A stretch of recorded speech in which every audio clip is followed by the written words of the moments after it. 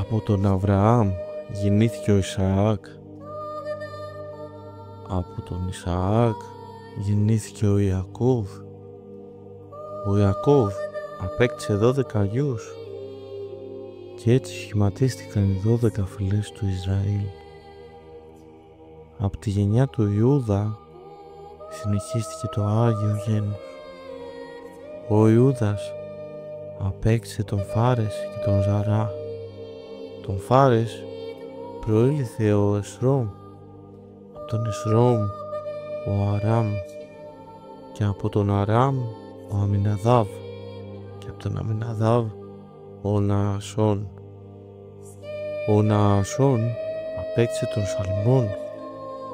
Ο Σαλμών απέκτησε τον Βόες από τη γυναίκα Ραχάβ που σώθηκε με πίστη. Ο Βόες απέκτησε τον Οβίδ από τη Ρούθ. Ο Οβίδ απέκτησε τον Ιεσέ και ο Ιεσέ απέκτησε τον Δαβίδ τον βασιλιά.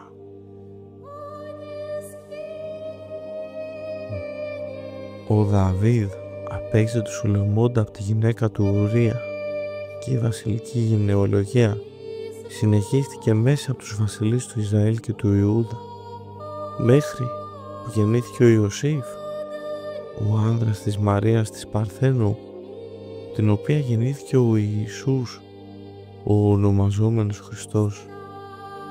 Έτσι συμπληρώθηκαν 14 γενιές τον Αβραάμ μέχρι τον Δαβίδ, 14 γενιές από τον Δαβίδ μέχρι την αιχμαλωσία στη Βαβυλώνα και 14 γενιές από την αιχμαλωσία μέχρι τον Χριστό. Ο Θεός οδήγησε την ιστορία του κόσμου με σοφία και αγάπη για να έρθει η μεγάλη ώρα της σωτηρίας. Ο Ιωσήφ ήταν δίκαιος άνθρωπος και αγαπούσε τον Θεό. Όταν κατάλαβε ότι η Μαρία, η θνηστή του, ήταν έγκυος, στεναχωρήθηκε βαθιά, γιατί δεν ήθελε ούτε να την εκθέσει ούτε να την προσβάλλει. Σκέφτηκε να τη διώξει κρυφά. Τότε, καθώς προσευχόταν, εμφανίστηκε ένας άγγελος Κυρίου και του είπε: «Ιωσήφ, γιε Δαβίδ, μη φοβηθείς παραλάβει Μαρία τη γυναίκα σου. Το γάρεν αυτή γεννηθέν εκ πνεύματος εστίν Αγίου και τέξετε Υιόν και καλέσεις το όνομα αυτού Ιησούν. Αυτός γάρ σώσει το λαό αυτού από των αμαρτιών αυτών». Έτσι ο Ιωσήφ έλαβε από τον Θεό την αποκάλυψη ότι το παιδί που θα γεννιόταν ήταν ο ίδιος ο Υιός του Θεού, ο σωτήρας της ανθρωπότητας.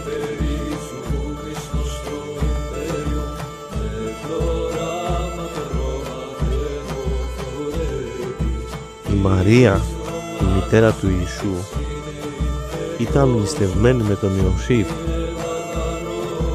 Πριν να ζήσουν μαζί, βρέθηκε να έχει μέσα της παιδί, όχι από τον άνθρωπο, αλλά από το Άγιο Πνεύμα.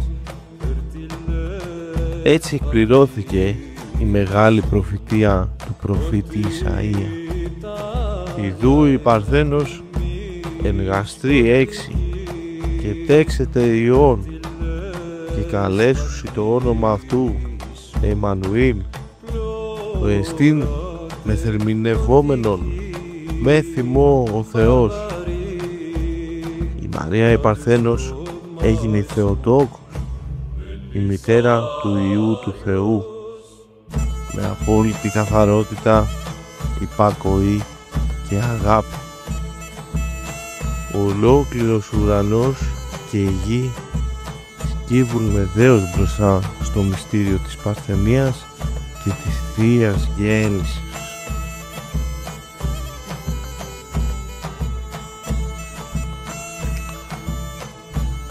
Όταν ξύπνησε ο Ιωσήφ από τον ύπνο, έκανε ακριβώς όπως του είχε προστάξει ο άγγελος Κυρίου. παρέλαβε τη Μαρία στο σπίτι του με φόβο Θεού, με σεβασμό και με απόλυτη καθαρότητα, και χωρίς να έχει καμία σαρκική σχέση μαζί της, περίμενε με πίστη να γεννηθεί το θείο παιδί.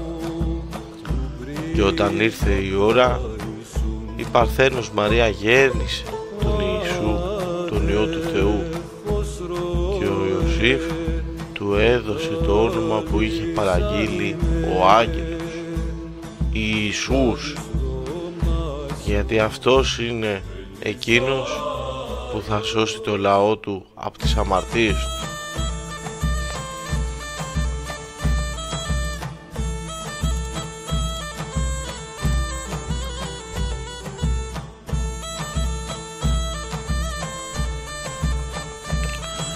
Στην αρχή της Καινής Διαθήκης, ο Θεός μας αποκαλύπτει το ιερό σχέδιό Του. Ο Ιησούς Χριστός, ο σωτήρας της ανθρωπότητας, γεννήθηκε κατά σάρκα από τη γενιά του Αβραάμ και του Δαβίδ, μέσα από αιώνες προετοιμασίας και υποσχέσεων. Η Παρθένος Μαρία, η εκλεκτή Θεοτόκος μας, έλαβε μέσα της το παιδί του Θεού εκ Πνεύματος Άγιο, με απόλυτη καθαρότητα και υπακοή στο θείο θέλημα.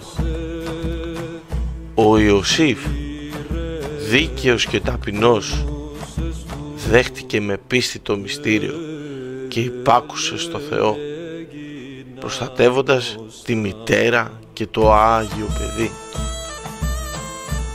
Έτσι, με αγάπη και πίστη και υπακοή, ξεκινά η ιστορία της σωτηρίας μας, με την ενανθρώπιση του Υιού του Θεού για τη σωτηρία όλου του κόσμου.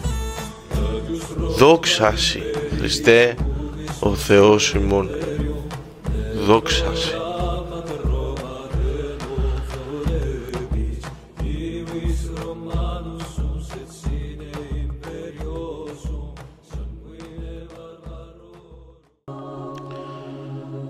Κύριε Ιησού Χριστέ, Υιέ του Θεού, φώτισέ μας να κατανοούμε τα λόγια Σου, να τα φυλάτουμε με καθαρή καρδιά και να ζούμε μέσα στο φως της αλήθειας Σου.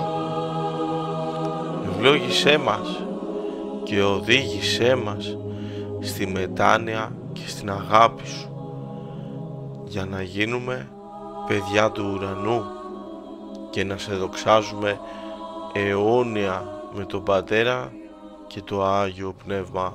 Αμήν. Deus Roma imperi, su Christos pro imperio,